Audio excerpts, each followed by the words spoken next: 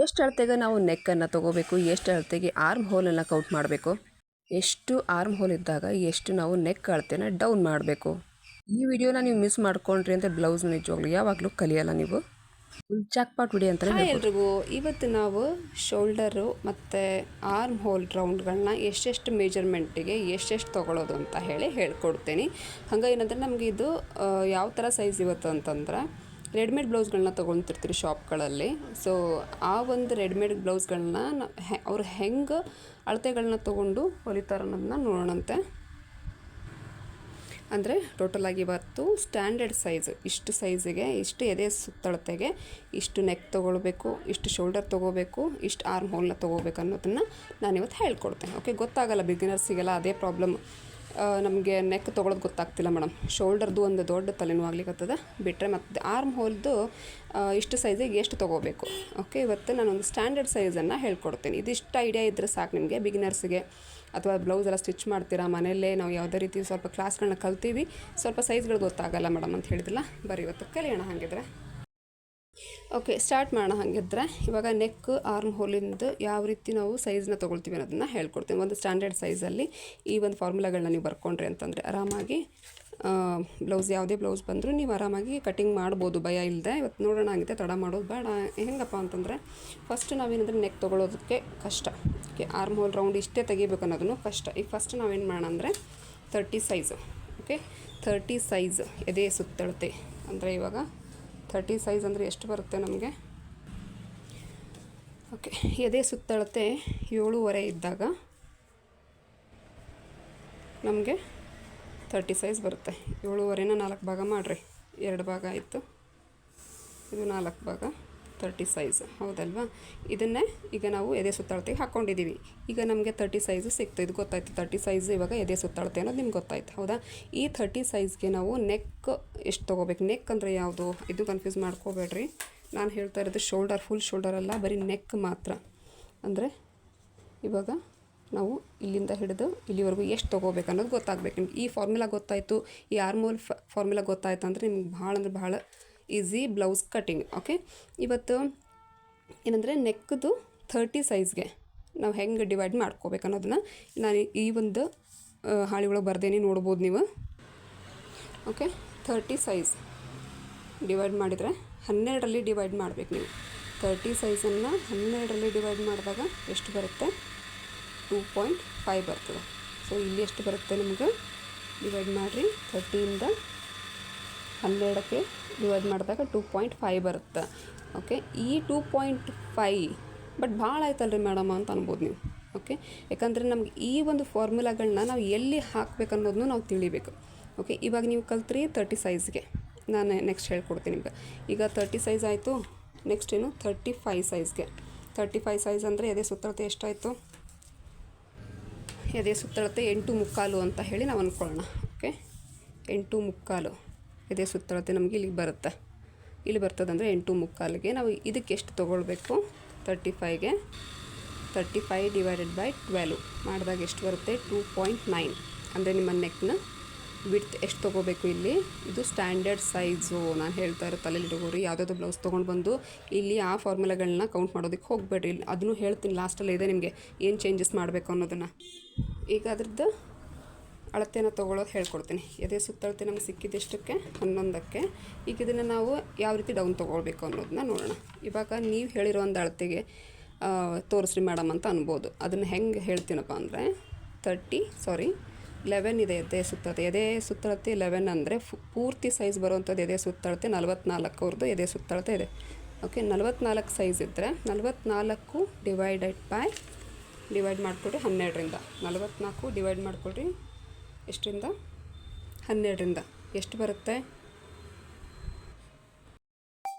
ಈ 35 ಸೈಜಿಂದು ಗೊತ್ತಾಯ್ತು. ಈಗ 35 ಸೈಜ್ 35 ಡಿವೈಡೆಡ್ ಬೈ 12 ಮಾಡಿದಾಗ 2.9 ಬರುತ್ತೆ.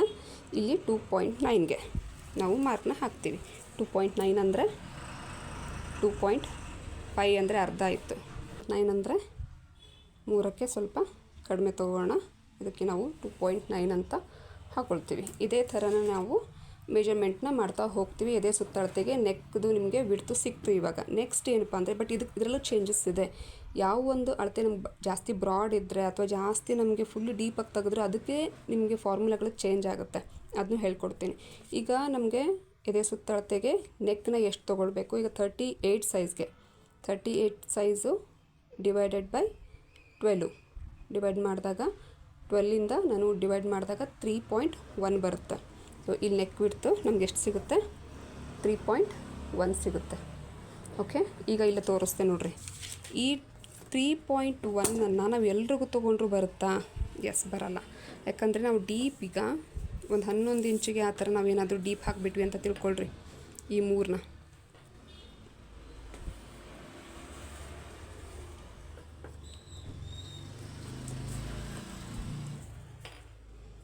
ಎಸ್ ಡೀಪ್ ತೊಗೊಂಡಿದ್ದೀವಿ. ಡೀಪ್ ಸಿಕ್ಕಾಪಟ್ಟೆ ಇದೆ. ಇದು 11 ಇಂಚಿಗೆ ನಾವು ಡೀಪ್ ಹಾಕಿದ್ದೀವಿ. 11 ಇಂಚಿಗೆ ನಾವು ಡೀಪ್ ಹಾಕಿದಾಗ ಇಲ್ಲಿ 3 ಇಟ್ಟರೆ ಏನಾಗುತ್ತೆ? ಎಸ್, ಇವಾಗ ನಿಮಗೆ ಇದು ತಲೆನೋವು ಆಗುತ್ತೆ. ನಾನು ಇದ್ರ ಫಾರ್ಮುಲಾ ಹಿಂದಿನ ಒಂದು ವಿಡಿಯೋಗಳಲ್ಲಿ ಹೇಳ್ಕೊಟ್ಟಿದ್ದೀನಿ ನಿಮಗೆ. ಎಷ್ಟು ಶೋಲ್ಡರ್ಗಳನ್ನ 1 ಇಂಚಿಗೆ ಕಾಲು ಇಂಚನ್ನ ನಾವು ಹೆಂಗೆ ಮೈನಸ್ ಮಾಡ್ತೀವಿ ಅನ್ನೋದನ್ನು ನಾನು ಲಾಸ್ಟ್ ಒಂದು ವಿಡಿಯೋ ಒಳಗೆ ತಿಳಿಸ್ಕೊಟ್ಟಿದ್ದೀನಿ. ಬೇಕಂದರೆ ಡಿಸ್ಕ್ರಿಪ್ಷನ್ ಬಾಕ್ಸ್ ಒಳಗೆ ಅದರದ್ದು ಒಂದು ಲಿಂಕನ್ನು ಹಾಕಿರ್ತೀನಿ ನಾನು. ಇಲ್ಲಿ ಬ್ರಾಡಾಗಿ ಬಂದಾಗ ನೀವು ಒಂದು ಕಾಲು ಇಂಚನ್ನು ಕಡಿಮೆ ಮಾಡ್ತಾ ಹೋಗಬೇಕು. ಸೊ ಇದು ಒಂದು ಫಾರ್ಮುಲಾಗಳು. ಇದ್ರ ಫಾರ್ಮುಲಾ ತೊಗೊಂಡು ಅದಕ್ಕೆ ಹಾಕೋದು ಬೇಡ, ಅದ್ರ ಫಾರ್ಮುಲಾ ತೊಗೊಂಡು ಇದಕ್ಕೆ ಹಾಕೋದು ಬೇಡ. ಓಕೆ, ಸ್ವಲ್ಪ ಗೊತ್ತಾಗಬೇಕು ನಿಮಗೆ. ಓಕೆ, ಇವಾಗ ಗೊತ್ತಾಯ್ತಲ್ಲ. ಬ್ರಾಡ್ ಇದ್ದಾಗ ಸ್ವಲ್ಪ ನೀವೇನು ಮಾಡಬೇಕು, ಇಲ್ಲಿ 2 ಫಾರ್ಮುಲಾಗಳನ್ನ ಕ್ಯಾಲ್ಕುಲೇಷನ್ ಮಾಡಿಕೊಂಡು ಎಷ್ಟು ಮಾಡ್ಕೊಳ್ತೀರಾ ಅನ್ನೋದನ್ನು ನೀವು ಫಸ್ಟ್ ಕ್ಯಾಚ್ ಮಾಡ್ಕೋಬೇಕಷ್ಟೆ. ಈಗ ಬ್ರಾಡ್ ಇದ್ದಾಗ ಮಾತ್ರ ಆ ಥರ ಫಾರ್ಮುಲಾಗಳು ಸ್ವಲ್ಪ ನಿಮಗೆ 1/4 ಇಂಚು ಒಳಗಡೆ ಹೋಗುತ್ತೆ. ಓಕೆ, ಗೊತ್ತಾಯ್ತಲ್ಲ, ಎಷ್ಟು ಈಸಿ ಇದೆ ನೋಡಿರಿ. ಇಲ್ಲಾಂದ್ರೆ ನೀವೇ ತಲೆನೋವು ಮಾಡ್ಕೊತೀರಿ. ಸಿಕ್ಕಾಪಟ್ಟೆ ತಲೆನೋವು ಆಗ್ಯದ್ರಿ ಮೇಡಮ್, ಏನೂ ಗೊತ್ತಾಗ್ತಾ ಇಲ್ಲ. ಈಗ ನಮಗೆ ನೆಕ್ದು ವಿಡ್ತು ಗೊತ್ತಾಯಿತು ಹೆಂಗೆ ತೊಗೋಬೇಕು ಅಂತ ಹೇಳಿ. ಈಗೇನು ಮಾಡೋಣ, ಆರ್ಮ್ ಹೋಲ್ ರೌಂಡ್ ಎಷ್ಟು ತೊಗೋಬೇಕು ರೀ ಮೇಡಮ್? ಇದಕ್ಕೂ ಒಂದು ಫಾರ್ಮುಲಾ ಅದ. ಏನಪ್ಪ ಅದು ಫಾರ್ಮುಲಾ? ಇದು ಕೂಡ standard size. Okay, standard size ಅಂದರೆ ರೆಡಿಮೇಡ್ ಬ್ಲೌಸ್ಗಳಲ್ಲೆಲ್ಲ ಒಂದು ಸ್ಟ್ಯಾಂಡರ್ಡ್ ಸೈಜ್ ಒಳಗೆ ಸ್ಟಿಚ್ ಮಾಡೋದವರು ನಿಮ್ಮದು. ಯಾಕಂದರೆ ಎಲ್ಲರದ್ದು ಕಂಕಳಲ್ಲಿ ಈಗ 38 ಸೈಜ್ ನಮ್ದು ಅದ ಅಂತಂದ್ರೆ, ನಂದು ಕಂಕಳು 6 ಬರಬೇಕು ಅಂತಲ್ಲ. ಒಬ್ರದ್ದು ದಪ್ಪ ಇರ್ತಾರೆ, ಆರ್ಮ್ ಹೋಲಲ್ಲಿ ಜಾಸ್ತಿ ಇರುತ್ತೆ. ಒಬ್ಬೊಬ್ರಿಗೆ ಆರ್ಮ್ ಹೋಲ್ ಒಂದು ತೆಳ್ಳಗಿರ್ತದೆ, ಒಂದು ಸೈಡ್ ದಪ್ಪ ಇರ್ತದೆ. ನಾವು ಸ್ಟಿಚ್ ಮಾಡೋದನ್ನೆಲ್ಲ ಕ್ಯಾಲ್ಕುಲೇಷನ್ ಮಾಡಿ ಸ್ಟಿಚ್ ಮಾಡ್ತೀವಿ.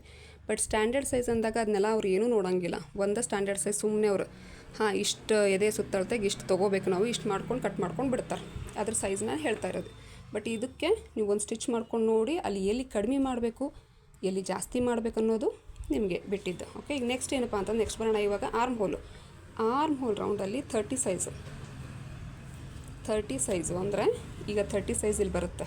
30 ಸೈಜ್ಗೆ ಎಷ್ಟು ಬರುತ್ತೆ ಅಂತ ಗೊತ್ತಲ್ವ? 7.5 ಸೈಜ್ಗೆ ನಾವು ಆರ್ಮ್ ಹೋಲು ಇದನ್ನು ಎಷ್ಟು ತೊಗೊಳ್ಬೇಕು ಅಂದರೆ ಲೆಂತು. ಆರ್ಮ್ ಹೋಲ್ ಲೆಂತನ್ನು ಎಷ್ಟು ತೊಗೊಳ್ತೀವಿ ಇಲ್ಲಿಂದ?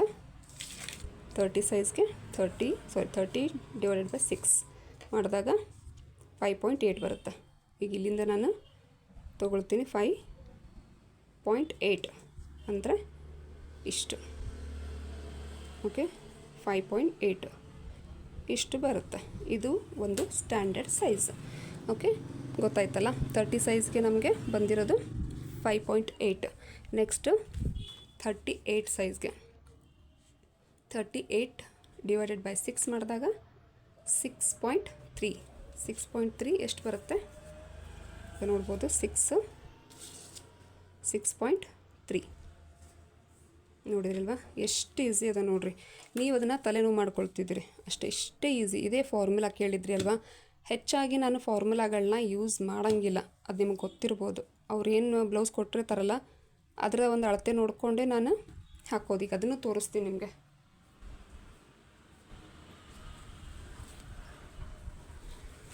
ತೋರಿಸ್ತದೆ ನೋಡಿರಿ. ಈಗಿದು ಎಷ್ಟಿದೆ ನಮ್ಗೆ ಆರ್ಮ್ ಹೋಲ್ದು. ಇದ್ರದ್ದು ನಿಮಗೆ ಕನ್ಫ್ಯೂಷನ್ ಆ್ಯಕ್ಚುಲಿ ಗೊತ್ತಾಗಲ್ಲ ಸ್ಟಾರ್ಟಿಂಗ್ ಬಿಗಿನರ್ಸ್ಗೆ. ನಾವು ಆರ್ಮ್ ಹೋಲ್ ರೌಂಡ್ ಹೆಂಗೆ ತೊಗೋಬೇಕು ಈಗ ನೋಡ್ತಿದ್ರಿ. ಲೈನಿಂದ ಹಿಡಿದು ನಾನು ಇಲ್ಲಿ ತೊಗೊಳ್ತೀನಿ. ಇದು ಎಷ್ಟು ಬರ್ತಾಯಿದೆ ನೋಡ್ಕೊರಿ, ಸ್ವಲ್ಪ ಟೈಟಾಗಿ ಹಿಡೀರಿ. ಕರೆಕ್ಟಾಗಿ ಇದು 8.25ಗೆ ನಮ್ಮ ಆರ್ಮ್ ಹೋಲ್ ರೌಂಡ್ ಅನ್ನೋದು ಬ್ಯಾಕ್ ಸೈಡ್ ತೊಗೊತೀನಿ ನಾನು. 8.25ಗೆ ಆರ್ಮ್ ಹೋಲ್ ರೌಂಡ್ ಅನ್ನೋದು ಸಿಗ್ತಾಯಿದೆ. ಅಂದರೆ ಇವರು ಎದೆ ಸುತ್ತಳತೆ 11, ಅದನ್ನು ಕೂಡ ಹಾಕಿ ತೋರಿಸ್ಬಿಡ್ತೀನಿ ನಿಮಗೆ. ಇವರು ಎದೆ ಸುತ್ತಳತೆ 11 ಇದೆ. 11ನ್ನು ನಾವು ಹೆಂಗೆ ಡಿವೈಡ್ ಮಾಡಬೇಕು ಅನ್ನೋದು. ಓಕೆ ಎಷ್ಟು ಬರುತ್ತೆ ಅಂತಂದರೆ 44 ಡಿವೈಡ್ 12 ಮಾಡ್ಕೊಳ್ಳೋಣ. ಇವಾಗ 3.6 ಬರ್ತದೆ. ಅದೇ 3.6 ನಮಗೆ ನೆಕ್ ವಿಡ್ತ್ ಸಿಕ್ತು, ಇಲ್ಲಿ ಈ ಅಳತೆ ಸಿಕ್ತು. ಓಕೆ, ನಾನು ಶೋಲ್ಡರ್ದ ಅಳತೆ ಹೇಳ್ತಾ ಇಲ್ಲ ನಿಮ್ಗೆ, ಈಗ ಜಸ್ಟ್ ಹೇಳ್ತಾ ಇರೋದು ನಾನೇನು ನೆಕ್ದು. ಇದ್ರದ್ದು ಆಮೇಲೆ ನಿಮ್ಗೆ ಹೇಳ್ತೀನಿ, ಇದ್ರದ್ದು ಕ್ಲಾರಿಫಿಕೇಷನ್ ನಾನು ನಿಮ್ಗೆ ಕೊಡ್ತೀನಿ. ಈಗ ನಮಗೆ ಸಿಕ್ಕಿರೋಂಥದ್ದು ನೆಕ್ ಎಷ್ಟು 3.6. ಓಕೆ, ಈಗ ನೆಕ್ಸ್ಟ್ ನೋಡೋಣ ನಾವು 3.6 ನಮಗೆ ನೆಕ್ ಅಳತೆ ಅಂತೂ ಸಿಕ್ತಪ್ಪ. ಈಗ ಆರ್ಮ್ ಹೋಲ್ ರೌಂಡು ಎಷ್ಟು ಹೆಂಗೆ ತೆಗಿಯೋದು ಅಂಥೇಳಿ ನೋಡಿದಾಗ ಇವಾಗ 44 ಡಿವೈಡೆಡ್ ಬೈ 6 ಎಷ್ಟಾಯಿತು ಮಾಡಿದಾಗ 7.3 ಬರುತ್ತೆ. ಇದೇ 7.3ನ ನಾವು ಇವಾಗ ಡೌನ್ ತೊಗೊಂಡ್ವಿ ಅಂತ ತಿಳ್ಕೊಳ್ರಿ, ಅದನ್ನು ಕೂಡ ಹೇಳ್ಕೊಡ್ತೀನಿ. ಇವಾಗ 7.5 ಇಲ್ಲಿದೆ ನೋಡ್ರಿ, ಇಲ್ಲಿಂದ 7.5 ಅಂದರೆ ಇಲ್ಲಿ ಬರುತ್ತೆ.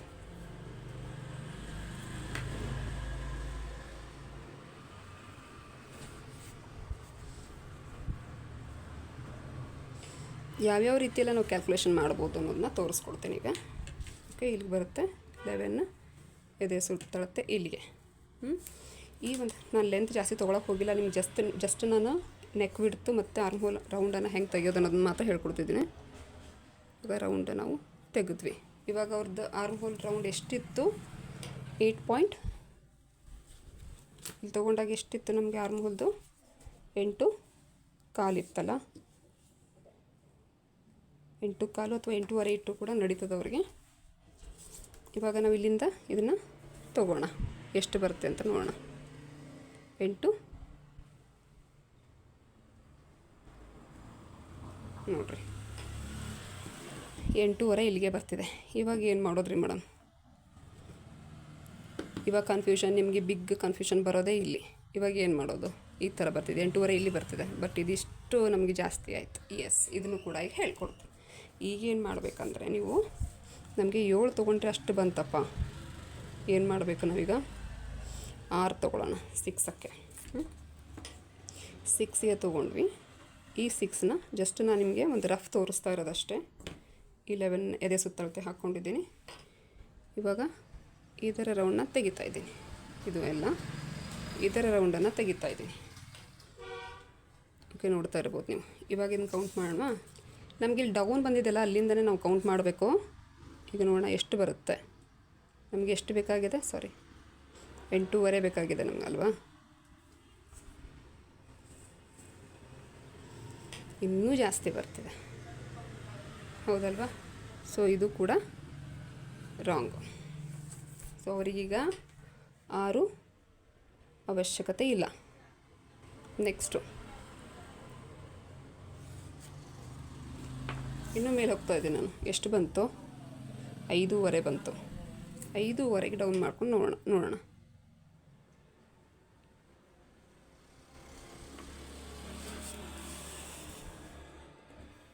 ಸಿಕ್ಕಾಪಟ್ಟೆ ದಪ್ಪ ಇದ್ದಾರೆ, ಬಟ್ ಆ ಒಂದು ಫಾರ್ಮುಲಾ ಯೂಸ್ ಮಾಡಿದರೆ ಹೆಂಗಿರುತ್ತೆ? ನಡೆಯಲ್ಲ ನೋಡಿರಿ.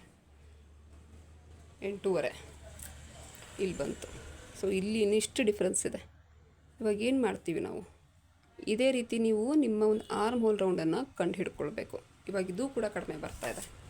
ಇವಾಗ ನಾನೇನು ಮಾಡ್ತೀನಿ, ಇಲ್ಲಿಂದ ಬರೀ 4 ಇಂಚಿಗೆ ಮಾತ್ರ ಇಡ್ತಾಯಿದ್ದೀನಿ.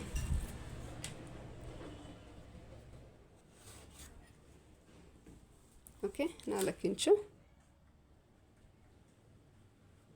ಇವ್ರದ್ದು ಕೆಳಗಡೆ ಬರೋಲ್ಲ, ಇಲ್ಲಿಂದ ನಾವು ಡಿಫ್ರೆನ್ಸ್ 1.25 ಇಂಚ್ ತೊಗೋಬೇಕಾಗುತ್ತೆ, ಯಾಕಂದರೆ ಫ್ಯಾಟ್ ಇದ್ದಾರೆ ಅನ್ನೋ ಕಾರಣಕ್ಕೋಸ್ಕರ. ಇವಾಗ ನಾನೇನು ಮಾಡ್ತೀನಿ, ಈ ರೌಂಡನ್ನು ಕೌಂಟ್ ಮಾಡ್ತೀನಿ. ಎಸ್, ನಮಗೆ ಈ ಪಾಯಿಂಟ್ಗೂ ಸೇರ್ತಾ ಇದೆ ನೋಡ್ರಿ. ಓಕೆ, ಹೌದಲ್ವಾ? ಸೊ ಈ ರೀತಿ ನೀವು ಹಿಂಗೆ ಆರ್ಮ್ ಹೋಲ್ ರೌಂಡನ್ನು ಕಂಡು ಹಿಡಿತೀರ. ಇಷ್ಟೆಲ್ಲ ಇದರಲ್ಲಿ ಡಿಫ್ರೆನ್ಸ್ ಇದೆ ನೋಡ್ರಿ. ಇದು ರಾಂಗ್, ಇದು ಕೂಡ ರಾಂಗ್, ಇದು ಕೂಡ ರಾಂಗ್. ಇಷ್ಟೇ ಬರುತ್ತೆ ಅವ್ರದ್ದು. ಇವಾಗ ನಾನು ಹೇಳಿದ ಫಾರ್ಮುಲಾ ಹಾಗಿದ್ರೆ ಏನಾಯ್ತು? ನಾನು ಹಾಗಾಗಿನೇ ನಿಮಗೆ ಫಾರ್ಮುಲಾಗಳನ್ನ ಹೇಳಲ್ಲ. ಎಸ್, ಗೊತ್ತಾಯ್ತಲ್ಲ? ಎಲ್ಲರದು ಒಂದೇ ಕಮೆಂಟ್, ಮೇಡಮ್ ಫಾರ್ಮುಲಾಗಳನ್ನ ಹೇಳ್ರಿ. ಫಾರ್ಮುಲಾಗಳು ನನ್ನ ಹತ್ರ ಅಂತಾನೆ ಅಲ್ಲ, ಬೇರೆಯವ್ರ ಹತ್ರ ನೀವು ಕಲಿಯುವಾಗ ನೀವು ಬಾಡಿ ಮೆಜರ್ಮೆಂಟಲ್ಲಿ ಏನು ತೊಗೊತೀರಾ ಅದೇ ನಿಜ. ಅಥವಾ ಬ್ಲೌಸ್ ಮೆಜರ್ಮೆಂಟಲ್ಲಿ ಏನು ತೊಗೊತೀರಾ ಅದೇ ನಿಜ. ಅದು ಬಿಟ್ಟು ಫಾರ್ಮುಲಾಗಳು ಈ ರೀತಿ ನಿಮಗೆ ಕನ್ಫ್ಯೂಷನ್ ಅನ್ನೋದು ಮಾಡ್ತವೆ. ನೋಡಿದ್ರಿ ಅಲ್ವಾ? ಹಾಗಿದ್ರೆ ಮೇಡಮ್ ಇವತ್ತು ಫಾರ್ಮುಲಾಗಳನ್ನ ಹೇಳ್ಕೊಟ್ಟಂಗಾಯ್ತು. ಫಾರ್ಮುಲಾಗಳು ಕಲ್ತಿದ್ದಲ್ಲ ನೀವು ಇಲ್ಲಿ. ನಾವು ಆರ್ಮ್ ಹೋಲ್ ರೌಂಡನ್ನು ಯಾವ ರೀತಿ ಹೆಂಗೆ ತೆಗಿಬೇಕು, ಯಾವುದೇ ಸೈಜ್ ಬರಲಿ ಕಣ್ರಿ, ನಿಮಗೆ ಯಾವುದೇ ಸೈಜ್ ಬರಲಿ, ನಾ ಇವತ್ತು ಹೇಳ್ಕೊಟ್ರೋ ನಿಮಗೆ ಈ ಒಂದು ಫಾರ್ಮುಲಾಗಳು ನಿಜವಾಗ್ಲೂ ಲೈಫ್ ಲಾಂಗಲ್ಲಿ ನಿಮ್ಗೆ ಯೂಸ್ ಆಗ್ತಾವೆ, ಹೌದಿಲ್ಲ? ಆ ರೀತಿ ಇವತ್ತು ಹೇಳ್ಕೊಟ್ಟೇನೆ. ಬಟ್ ನಾನು ಇದನ್ನು ಎಲ್ಲೂ ಶೇರ್ ಮಾಡಿಲ್ಲ. ಬಹಳ ಜನದ ರಿಕ್ವೆಸ್ಟ್ ಆಗಿತ್ತು, ಮೇಡಮ್ ನಮಗೆ ನೆಕ್ಕು ಆರ್ಮ್ ಹೋಲ್ ದೊಡ್ಡ ತಲೆನೋವು ಹಾಗಾಗಿ ಯಾವುದೇ ರೀತಿ ನಾನು ಇಲ್ಲಿ ನಿಮ್ಗೆ ಇದನ್ನು ಹಾಕಿರಲಿಲ್ಲ. ಫಾರ್ಮುಲಾಗಳು ಯಾವತ್ತೂ ಹಾಕಲ್ಲ ನಾವು ತೊಗೊಳ್ಳೋದೇ ಹೀಗೆ. ಬ್ಲೌಸ್ ಇಡ್ತೀವಿ, ಬ್ಲೌಸ್ ಟು ಬ್ಲೌಸ್, ಒಂದು ಬೂಟಿಕ್ ಆಗಿರ್ಬೋದು, ಅವ್ರು ಇದೇ ರೀತಿ ಕಟಿಂಗ್ನ ಮಾಡ್ಕೊಳ್ಳೋದು. ನಾವೆಲ್ಲ ಫಾರ್ಮುಲಾಗಳನ್ನ ಇಲ್ಲಿ ತಲೆಯಲ್ಲಿ ಕೆಡಿಸ್ಕೊತ ಕೂತ್ರೆ ಒಂದೊಂದು ರಾಂಗ್ ಹೊಡಿತವೆ. ಓಕೆ, ಸ್ಟ್ಯಾಂಡರ್ಡ್ ಸೈಜ್ಗಳನ್ನ ಎಲ್ಲ ಕಡೆಗೂ ನಾವು ಇದನ್ನ ಅಪ್ಲೈ ಮಾಡಲಿಕ್ಕಾಗಲ್ಲ. ಗೊತ್ತಾಯ್ತಲ್ಲ? ಇವಾಗ ಆಯ್ತಪ್ಪ, ನೆಕ್ದಾಯಿತು, ದೆನ್ ಆರ್ಮ್ ಹೋಲ್ ಆಯಿತು. ಇವಾಗ ಹಾಗಿದ್ರೆ ಮೇಡಮ್ ನೆಕ್ ಏನು ಮಾಡಬೇಕ್ರಿ? ನೆಕ್ ಏನು ಮಾಡ್ತೀರಾ ಅಂದರೆ, ಅವ್ರ ಅಳತೆ ಕೊಟ್ಟಿದ್ರೆ ಸರಿ ಹೋಯಿತು, ಅವ್ರ ಅಳತೆನೇ ತೊಗೊಳ್ತೀರ. ಓಕೆ, ನಾವೇನು ಮಾಡ್ತೀವಿ, ಹೆಚ್ಚಾಗಿ ಇದನ್ನ ಇಲ್ಲಿಂದ 3 ತೊಗೊಂಡ್ಬಿಡ್ತೀನಿ ನಾನು. ಅದಕ್ಕಿಂತ ಜಾಸ್ತಿ ನಮ್ಗೆ ಅವಶ್ಯಕತೆ ಇಲ್ಲ. ಬಹಳ ದಪ್ಪ ಇದ್ದಾರಪ್ಪ, ಬಟ್ ಇದು ನಮಗೆ ಹೈ ನೆಕ್ ಇದ್ದಾಗ ಬೇರೆ ಆಗುತ್ತೆ. ಬಟ್ ಅದಕ್ಕೆ ಇದಕ್ಕೆ ಮಿಕ್ಸ್ ಮಾಡೋಕ್ಕೆ ಹೋಗಬೇಡ್ರಿ. ಇದು ನಾರ್ಮಲ್, ಇದು ನಾನು ಹೇಳ್ತಿರೋದು. ಓಕೆ, ಇದು ಫುಲ್ ನಾರ್ಮಲ್ ಬ್ಲೌಸ್ಗೆ. ಶೋಲ್ಡರ್ ಜಾಸ್ತಿ ತೊಗೊಂಡವ್ರಿಗೆ ಯಾವ ರೀತಿ ಮಾಡಬೇಕು ಅನ್ನೋದು ಬಿಟ್ಟು ಇವಾಗ ನಾರ್ಮಲ್ ಬ್ಲೌಸಿಗೆ ಹೇಳ್ತಿರೋದು. ಇವಾಗ ನೋಡಿ, ಇವರು ಎಷ್ಟು ದಪ್ಪ ಇದ್ದಾರೆ. ಇವರು ಕೂಡ 2.5 ರೆಡಿ ಸೈಜ್ ಬರಾಗತ್ತದಂದ್ರೆ ಇಲ್ಲೊಂದು 1/4 ಇಂಚ್ ಒಳಗೆ ಹೋಗ್ತದೆ, ಇಲ್ಲೊಂದು 1/4 ಇಂಚ್ ಹೋಗ್ತದೆ. 3 ಇಂಚಿಗೆ ಶೋಲ್ಡರ್ ಬರೋದು. ನಿಮಗೆ ಕನ್ಫ್ಯೂಷನ್ ಆಯ್ತಂದರೆ ನೀವು 3 ಇಂಚಿಗೆ ಇದನ್ನ ರೆಡಿ ಸೈಜ್ನ ತೊಗೊಳ್ಬೋದು. ಓಕೆ, ಯಾಕಂದರೆ ಸ್ಟಿಚ್ಚಾಗಿ ಇಲ್ಲಿ ಹೋಗುತ್ತೆ, ಸ್ಟಿಚ್ಚಾಗಿ ಇಲ್ಲೂ ಕೂಡ ಹೋಗುತ್ತೆ.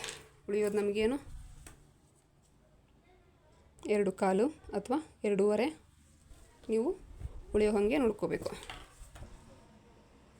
ಓಕೆ, ಈ ಥರ ಫಾರ್ಮುಲಾಗಳನ್ನ ಹಿಡಿಯೋದು ಅಷ್ಟೇ ನೋಡ್ರಿ. ಎಷ್ಟು ಈಸಿಯಾಗಿ ಇವತ್ತು ನಾನು ನಿಮ್ಗೆ ಹೇಳ್ಕೊಟ್ಟೆ ನೋಡ್ರಿ, ಗೊತ್ತಾಯ್ತಲ್ಲ? ಫಾರ್ಮುಲಾಗಳಿಗೂ ನಾವು ಹಾಕೋವಂಥ ಅಳತೆಗೂ, ಎದೆ ಸುತ್ತ ಅಳತೆ ಆಗಿರ್ಬೋದು, ಆರ್ಮ್ ಹೋಲ್ ಅಳತೆ ಆಗಿರ್ಬೋದು, ನೆಕ್ ವಿಡ್ತ್, ಶೋಲ್ಡರ್ ವಿಡ್ತ್ ಮತ್ತು ಡೀಪು, ಬ್ರಾಡು, ಈ ಒಂದು ಫಾರ್ಮುಲಾಗಳನ್ನ ನೀವು ಇದು ಫಾರ್ಮುಲಾ ಅಂತಿದ್ರಲ್ಲ, ಈ ಫಾರ್ಮುಲಾಗಳನ್ನ ಕಲೀರಿ ಸಾಕು. ಬುಕ್ಕಲ್ಲಿರೋ ಫಾರ್ಮುಲಾಗಳು ಅದು ಒಂದು ಕುದುರೆನ ಕಣ್ಣು ಕಟ್ಟಿ ಕರ್ಕೊಂಡು ಹೋದಂಗೆ ಆಗುತ್ತೆ ನಿಮಗೆ. ಅದು ಬೇಡ. ನೀವು ಯಾವುದೇ ಸೈಜ್ ನಿಮ್ಮ ಕೈಯಲ್ಲಿ ಕೊಡಲಿ, ಅವರು ನೀವೇ ಹಾಕಬೇಕು ಈ ಒಂದು ಅಳತೆನ. ಆ ರೀತಿ ಕಲೀರಿ. ಓಕೆ, ಕಲಿಯೋದಿದ್ರೆ ಈ ವಿಡಿಯೋ ಇಷ್ಟ ಆಯಿತು ಅಂತ ತಿಳ್ಕೊತೀನಿ. ನೀವು ಅನ್ಬೋದು, ಮೇಡಮ್ ನೀವು ಬ್ಲೌಸೇ ಹಾಕಿಲ್ಲಲ್ಲ. ನನಗಿವತ್ತು ಬ್ಲೌಸಿಂದ ಅವಶ್ಯಕತೆ ಇಲ್ಲ. ನನಗೆ ಇವತ್ತು ಅವಶ್ಯಕತೆ ಇರೋದೇನೆಂದರೆ ನೆಕ್ಕು ಮತ್ತು ಆರ್ಮ್ ಹೋಲ್ ಫಾರ್ಮುಲಾಗಳನ್ನ ಹೇಳ್ರಿ ಕಂಟಿನ್ಯೂಸ್ ಮೆಸೇಜ್ ನನಗೆ ಕಮೆಂಟ್ಸ್ಗಳು. ಇವತ್ತು ನೋಡಿದ್ರಲ್ಲ ಎಷ್ಟು ಈಸಿಯಾಗಿ ಹೇಳ್ಕೊಟ್ಟೇನಿ. ನಿಮ್ಗೆ ಇಷ್ಟ ಆಗಿದ್ದರೆ ಲೈಕ್ ಮಾಡೋದನ್ನು ಮರಿಬೇಡ್ರಿ. ಯಾಕಂದ್ರೆ ನಾವು ಕೂಡ ಕಷ್ಟಪಟ್ಟು ಇಷ್ಟು ಯಾರಿಗಾದರೂ ವೀಡಿಯೋ ಕಲಿತಾ ಇದ್ದಾರೆ ಟೈಲಿಂಗ್ ಕ್ಲಾಸ್ ಅಂದರೆ ಅವ್ರಿಗೆ ಈ ವಿಡಿಯೋನ ಶೇರ್ ಮಾಡಿರಿ. ನೆಕ್ಸ್ಟ್ ವೀಡಿಯೋ ಒಳಗೆ ಮತ್ತೆ ಮೀಟ್ ಆಗೋಣ. Thank you.